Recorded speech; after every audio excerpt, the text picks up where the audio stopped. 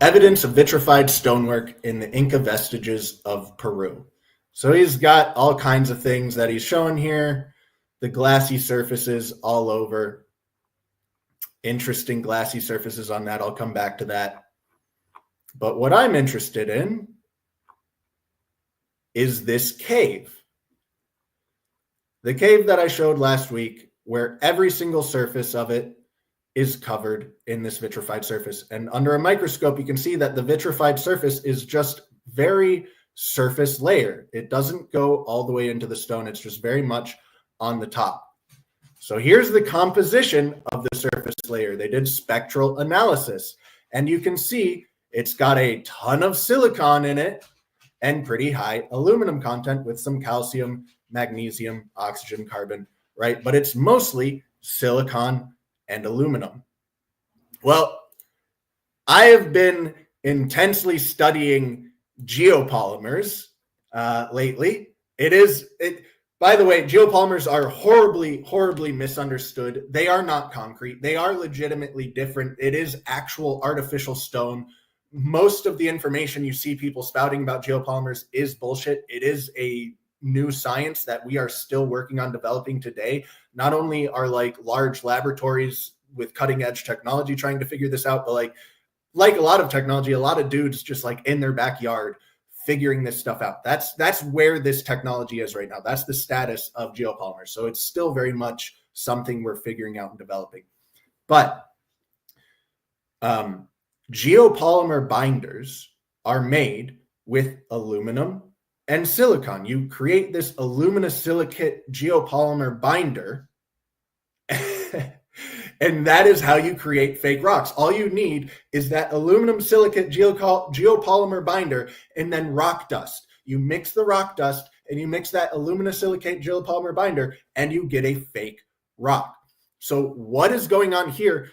A little bit, let me go back to this real quick, because as it's saying, this is the surface layer, right? Underneath, does he have, okay, it doesn't show the graph for it. But if you read the article, it tells you that the stone underneath does not match that surface layer at all. The stone underneath is normal stone. It's not just silicon and aluminum. So what happened here is they took the geopolymer binder that they were using to make geopolymers and they painted it onto this cave.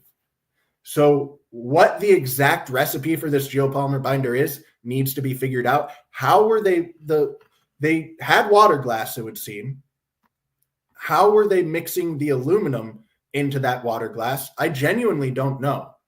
But there is absolute proof of geopolymer binder being applied to a surface near Sacsayhuaman. This cave is within eyesight of Sacsayhuaman. So you have geopolymer being used at Lake Titicaca from the Tiwanaku 2,000 years ago. The Tiwanaku were from 2,000 years ago to 1,000 years ago. The Inca were 500 years ago. So there's a 500-year gap in there. But you have geopolymer at Titicaca with the sandstone and with the andesite. And then at the cave of near Sacsayhuaman, you have geopolymer binder being applied. And then you have Sacsayhuaman, which is long suspected to be geopolymer. The issue with that are the veins. Okay, but the veins are made out of silica. My inkling initially, for whatever reason, was that we were not looking at just straight limestone concrete at Sacsayhuaman. What we were looking at was limestone concrete with a geopolymer binder added to it. Now, that's totally unnecessary. It doesn't make much sense to add a geopolymer binder to what's already concrete, but that was stuck in my head for some reason. And then now we have proof that they had geopolymer binder that they could have been adding to that limestone concrete, and that could potentially explain those veins. Those veins are made out of silica. The geopolymer binder is made out of silica. So if we think that Sacsayhuaman could be geopolymer, we see stones in Cusco made out of granite that show the exact same properties as the Sacsayhuaman stones. There's the nubs, there's the pillowy surface, there's the beveled edge, And then there's the ridges, right? Look at these edges where these stones were coming together. That is an elevated ridge right at that edge, which really doesn't make a whole lot of sense through traditional methods. Nor do the pillowy surfaces, nor do, as I just showed a second ago, right? Here you have again what I was showing you at Tiwanaku. I am showing you guys the pictures, right? Good. All right, let me make it bigger for you. What I was just showing you at Tiwanaku, you have those very smooth surfaces on the stone, and those smooth surfaces have been broken off or deteriorated off, and you're left with this rough surface. What is going on here? Why do you have such a smooth surface on the front here, much like you would see with a geopolymer pressed up against a mold, and then this rough surface around it? What is an explanation for this without geopolymer? And to strengthen this geopolymer argument with Tiwanaku and the connection to Tiwanaku. Okay, so this is a stone found at Tiwanaku. It's sandstone. You see normal sandstone back here. You see normal sandstone on this surface.